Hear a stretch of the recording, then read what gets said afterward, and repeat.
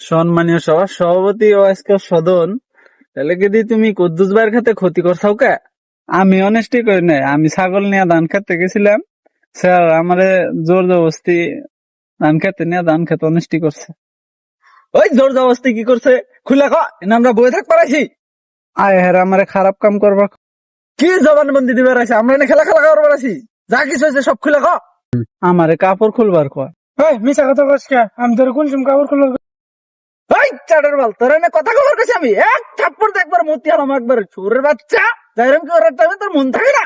এনে কথা খবর আছে বড় বড়, হ্যাঁ সভ্যতানিগণ কার এনে শরীয়তের বিচার হইতেছে। দেওয়ানি সাহেব, আমি এত না করছি, আমার কোনো কথাই শুনে নাই। হ্যাঁ, পরে আমার জোর করে হুয়াইছে, আর হুয়ে আমার কি কি করলো আমি আর কোয়ারম না হইনে আনেরাই বুঝাইনি। খারাপ কাম সব খুলে ক।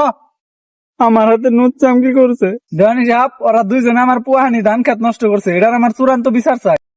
রাহো, তুমিও তো ফাল পারেন আছে, কি হয়েছে দেখতাছি ব্যাপারটা। আমি কি করলো এটা আমরা কিবা করে বুঝবো? আমরা কি না আসছিলাম নাকি? দেওয়ানি সাহেব আর নেই কোন? না না না, আমি এনে গেছিলাম।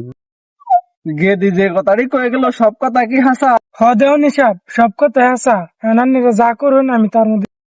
যাই হোক, দুইজনেরই জবান মধ্যে বোঝা গেল যে এক হাতে তালি বাজে না, দোষ দুইজনেরই। বিয়ে পরে দিলে নাকি দেওয়ানি সাহেব আর নাকি কোন? হ্যাঁ, বিয়া করে দিন। রায় তো মেলা হয়ে গেছে গা, তাহলে আমরা এখন উড়াউড়ি করি গো।